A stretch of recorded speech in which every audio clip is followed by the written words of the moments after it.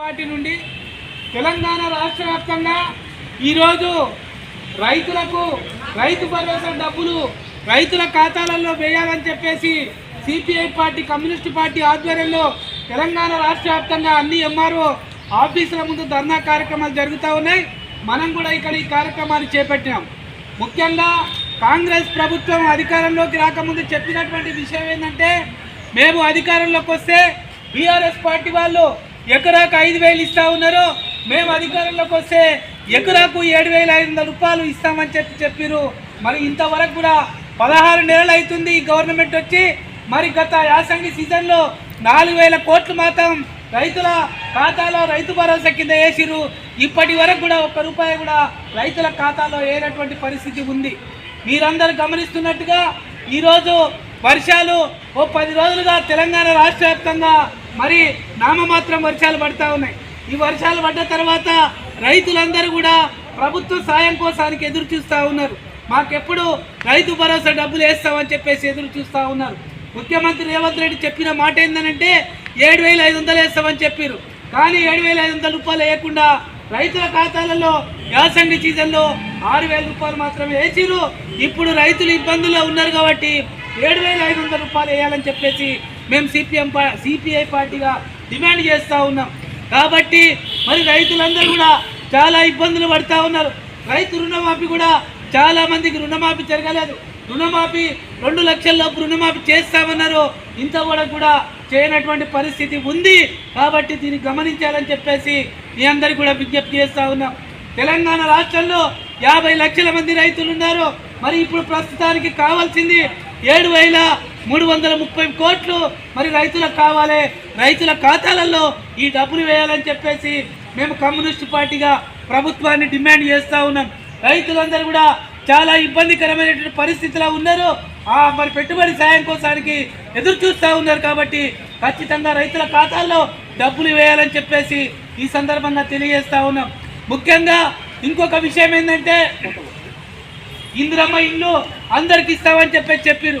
కానీ ఇప్పుడు ఊరికి మాత్రం 5 ఇండ్లు 6 ఇండ్లు, కొద్దిగా పెద్ద ఊరుంటే 23, 24 ఇండ్లు ఇస్తూ ఉన్నారు.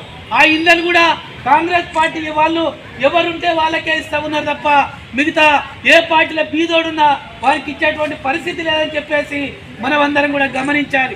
మేము సిపిఐ పార్టీగా డిమాండ్ చేసేది ఏంటంటే, ఈ తాలూకాలో ఉన్నటువంటి నిరుపేదలైనటువంటి వాళ్లకు ఇల్లు లేని వాళ్ళందరికీ కూడా మరి ఇల్లు ఇవ్వాలని చెప్పేసి మేము కోరుతా ఉన్నాం.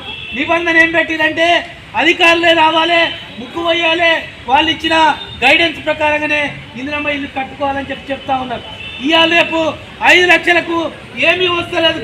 వాళ్ళు చెప్పినటువంటి విధానం ఏంటంటే, ఈ రకంగా ఇల్లు కట్టాలని చెప్పేసి మరి అన్ని వాట్సాప్ గ్రూప్లలో మరి కంకర కింద, సిమెంట్ కింద, మరి అదేంటి బేస్మెంట్ చేసుకోవడానికి ఆ మట్టి కింద, దీనికింత దానికింత అని చెప్పేసి ఒక నిబంధన పెట్టి, ఈ నిబంధన కూడా తొలగించి ఎవరైతే అర్హులైన వాళ్ళు ఉన్నారో 10 లక్షల రూపాయలు మరి ఇందిరమ్మ ఇల్లుకు సాయం చేయాలని చెప్పేసి ఈ సందర్భంగా డిమాండ్ చేస్తూ ఉన్నాం.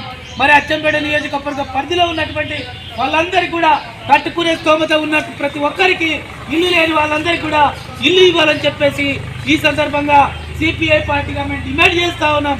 కాబట్టి దీన్ని గమనించాలని చెప్పేసి మేము మరి ప్రభుత్వాన్ని డిమాండ్ చేస్తూ మరి ఈ కార్యక్రమానికి ఇచ్చేసినటువంటి సిపిఐ పార్టీ తాలూకా కార్యదర్శి గోపాల్ గారు, మరి సిపిఐ పార్టీ మరి తాలూకా నాయకురాలు తిరుపతమ్మ గారు, మరి బాలచంద్రయ్య, గౌరయ్య, ఈ రైతు సోదరులందరూ కూడా మీ అందరికీ కూడా పేరు పేరున నమస్కారం తెలియజేస్తూ ఇప్పుడు మరి కార్యదర్శి సిపిఐ పార్టీ కార్యదర్శి గోపాల్ గారిని మనందరి తరఫున మాట్లాడవలసిందిగా కోరుతా ఉన్నాం. వర్ధిల్లాలి రైతుల ఐక్యత, వెయ్యాలి రైతు బంధు డబ్బులు వెంటనే, గట్టిగా వెయ్యాలి రైతు భరోసా డబ్బులు వెంటనే, పోరాడతాం రైతు భరోసా డబ్బులు వేసే వరకు, పోరాడతాం రైతు భరోసా డబ్బులు వేసే వరకు. ఇవాళ ఇందిరమ్మ ఇల్లు అర్హత ఉన్న ప్రతి పేదవాడికి, ఇవాళ ఇందిరమ్మ ఇల్లు అర్హత ఉన్న ప్రతి పేదవాడికి చెయ్యాలి. రైతులందరికీ రుణమాఫీ వెంటనే పోరాడతాం, రైతులందరికీ రుణమాఫీ చేసే వరకు. సోదరులారా, ఈరోజు అచ్చంపేట తహసీల్దార్ గారి కార్యాలయం ముందు భారత కమ్యూనిస్టు పార్టీ సిపిఐ ఆధ్వర్యంలో ఈరోజు ధర్నా కార్యక్రమం చేస్తూ ఉన్నాం. ఈ ధర్నా ఎందుకోసం చేస్తా ఉన్న విషయం మీకు అందరికి తెలియవలసిన విషయం. చాలా విషయాలు మా పార్టీ తాలూకా నాయకులు మల్లేష్ గారు మాట్లాడారు.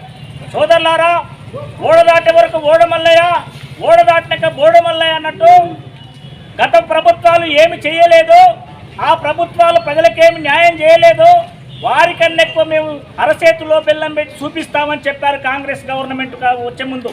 మనం అనుకున్నాం, అయ్యో ఆయన కొట్టిండని ఈయన కాడికి వస్తే ఈయన ఇంకా తెల్లారు మమ్మల్ని ఇబ్బంది పెడతా ఉండని పద్ధతిలో ఈ గవర్నమెంట్ చేస్తూ ఉందని అనుకుంటా ఉన్నాం. కాబట్టి సోదరులారా, ఎన్నికల ముందు 6 పథకాలు మనకు ముందు పెట్టారు. చాలా మంది రైతు రుణమాఫీ 2 లక్షల వరకు రైతులు ఎవరైతే ఖాతాలలో ఉన్న వాళ్లకు 2 లక్షల రైతు రుణమాఫీ చేస్తారని ముఖ్యమంత్రి రేవంత్ రెడ్డి గారు ఎన్నికల ముందు ఇచ్చిన మాట. అదేవిధంగా రైతు రుణమాఫీ చాలా మందికి చేస్తామని చెప్పి అది లేదు, రైతు బంధు అనే మాట అది లేదు. కనీసము నియోజకవర్గానికి 3,500 పంచితే మా నాయకుడు చెప్పినట్టు గ్రామంలో ఏరి ఏరి ఏరి కొర్రకంకులాగా కాంగ్రెస్ పార్టీలో ఎవరైతే ఉన్నారో వాళ్ళ మాత్రమే ఇస్తా ఉన్నారు తప్ప ముఖం చూసి పొట్టు పెట్టే పద్ధతిలో ఈరోజు గవర్నమెంట్ నడుస్తూ ఉంది. చాలా మందికి ఇప్పటి వరకు గతంలో ఎన్నికల ముందు ఏం చెప్పారు, ఆయన ఇచ్చిన 2,000 సరిపోతలేవయ్యా, నేను ఎన్నికల్లో గెలిస్తే 4,000 పింఛన్ ఇస్తాను చెప్పారు. ఎక్కడన్నా 4,000 పింఛన్లు ఇచ్చిందని అడితే ఎక్కడ కూడా ఇంతవరకు ముసలోళ్ళు అయ్యా ఆయన్నే బాగున్నాడయ్యా, ఈయననే బాగున్నాడయ్యా, ఏం లాభం అయ్యా మేము ఓటేషన్ మాట్లాడుతూ ఉన్నారు. అంటే ఎవడెళ్ళినా కానీ ఏమి చక్కదనం లేదని అనిపిస్తూ ఉంది. కాబట్టి ఓట్ల ముందు చాలా మంది మరియు మహిళలకు 2,500